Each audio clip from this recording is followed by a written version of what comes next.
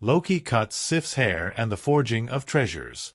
In the golden halls of Asgard lived Sif, wife of Thor, known far and wide for her long radiant hair that shimmered like fields of ripened wheat under the summer sun. Her hair was more than beauty, it symbolized fertility and harvest, a blessing upon Midgard itself. But one night, when the gods slept under the starry sky, Loki, ever the trickster, grew restless. Mischief burned in his heart. Quiet as a shadow, he slipped into Sif's chamber and with his sharp knife cut off every strand of her golden hair. When morning came, Thor's roar of rage shook the walls of Asgard. "You dare disgrace my wife, Loki?" Thunder cracked in the heavens as he seized Loki by the throat, ready to crush him. The terrified trickster begged for his life and promised to make amends. He swore to find the dwarves, the greatest smiths of all the 9 realms, and have them forge Sif new hair, hair that would grow like living gold. Thor released him, but not without a warning: "If you fail, your head will be mine." Loki descended into Svartalfheim, the realm of the dwarves, and found the sons of Ivaldi. They agreed to help. Working their forges beneath the earth, they crafted 3 marvelous treasures. Golden hair for Sif, fine as sunlight and alive like true hair.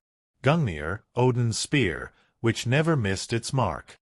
Skidbladnir, a ship for Freyr, that could fold small enough to fit in a pouch and always catch the best wind. Pleased with their work, Loki's pride stirred again.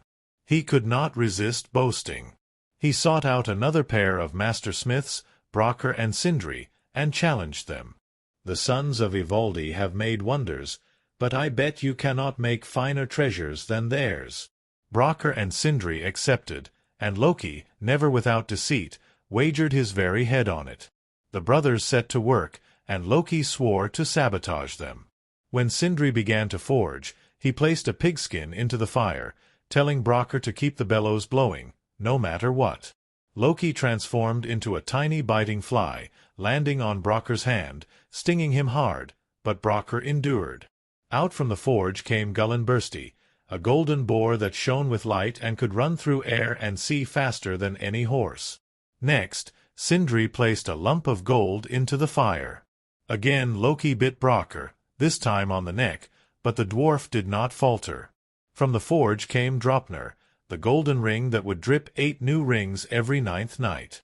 Finally, Sindri laid a piece of iron into the forge. "Now," he said, "if you fail to keep the fire hot, the work is spoiled." Loki struck again, this time stinging Brokkr between the eyes, drawing blood. Brokkr wiped his face for just a moment, and though he caught the tool again, the brief lapse caused the handle of the final treasure to come out short.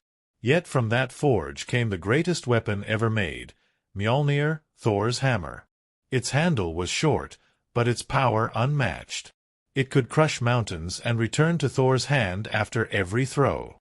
When the gods judged the treasures, Odin marveled at Hrungnir and Draupnir, Freyr praised Skidbladnir and Gullinbursti, and Thor beheld Mjölnir with joy and awe. He declared the dwarves the winners.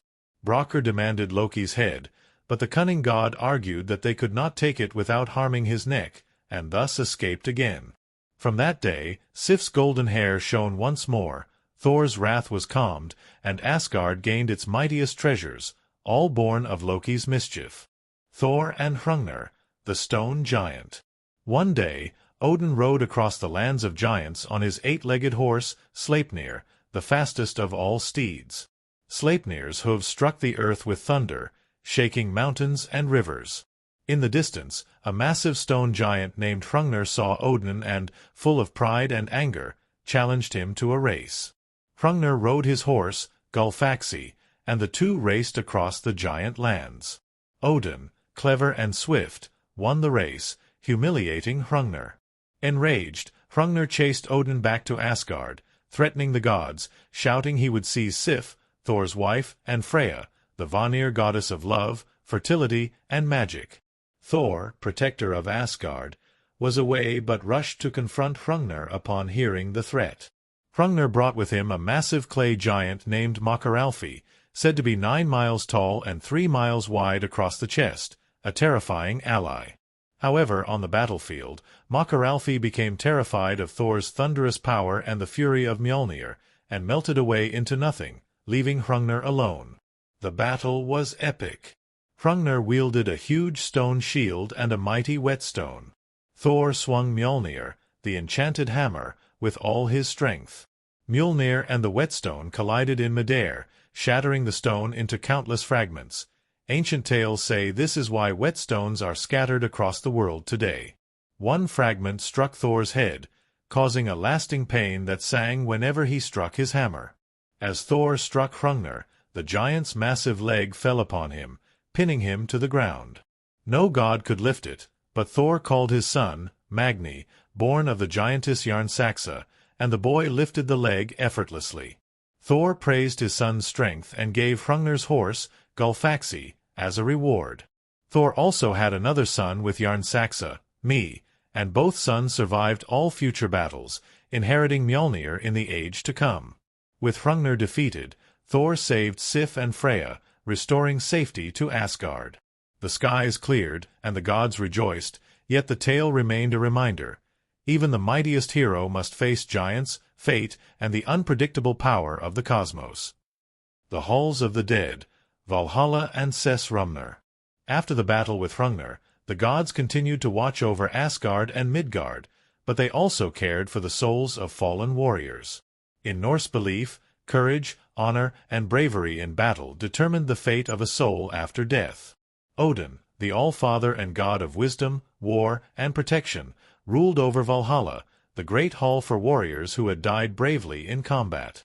The fallen warriors, called Einherjar, were chosen by Valkyries, divine maidens who could see the courage of mortal fighters. In Valhalla, the Einherjar feasted on roasted boar, drank mead, and trained tirelessly, preparing for Ragnarök, the final battle at the end of the cosmos. Meanwhile, Freya, the Vanir goddess of love, fertility, beauty, and magic, ruled over her hall Sessrumnir, located in the field called Folkvangr. Freya received half of the souls of warriors who died bravely, sharing them with Odin. Like Valhalla, Sessrumnir was a place of feasting, training, and honor. Warriors under Freya's care would prepare for battle while learning courage, strategy, and strength. The Norse people believed these halls were sacred, and warriors who lived with honor and bravery would continue to serve the gods even after death. Meanwhile, those who died from sickness, accidents, or old age were sent to Hel, the underworld ruled by Loki's daughter Hel, where the souls led quieter lives. These halls reflected the Norse understanding of the cosmos.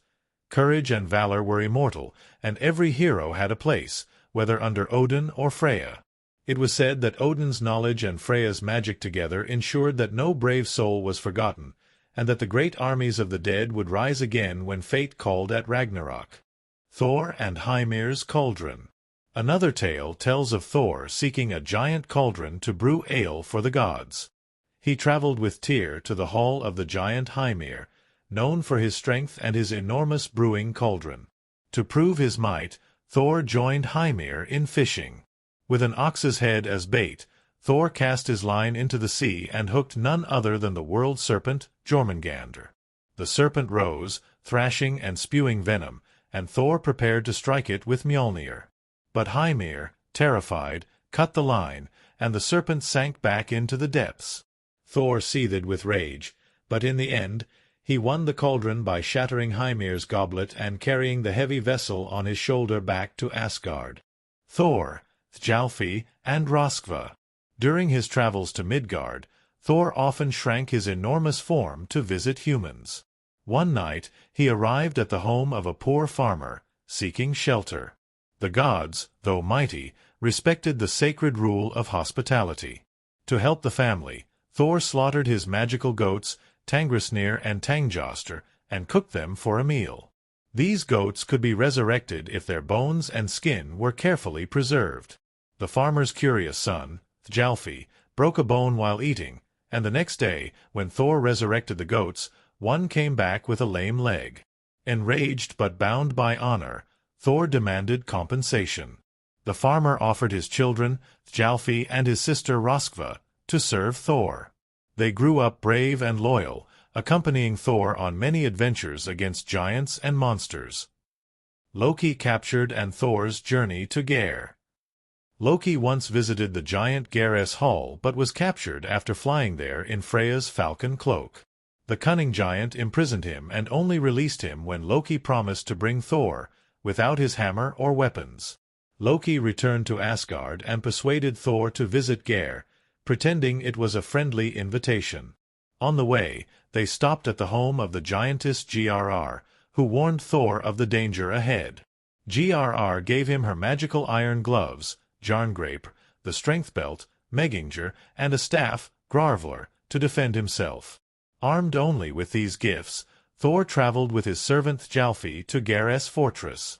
Even without Mjölnir, Thor's bravery and divine strength triumphed. He slew Geir and his daughters by hurling the molten iron pillar back at them. Thor at Útgarða-Loki's fortress. Next, Thor, Loki, and the mortal siblings journeyed to Útgarða-Loki, the cunning giant of the Fortress of Illusions. Here, each faced impossible challenges designed to test their limits. Loki competed in an eating contest against Logi, a spirit of fire, and lost. Thjalfi raced Hugi, the personification of thought, and lost. Thor tried to drink from a horn connected to the ocean but could not empty it. Thor attempted to lift a giant cat but could only raise one paw. It was Jormungandr, the Midgard serpent, in disguise. Thor wrestled an old woman, representing old age itself. In the end, Útgarða-Loki revealed it was all illusion and magic. Though the gods appeared defeated, these trials showed the limits of even divine strength and the cleverness of giants.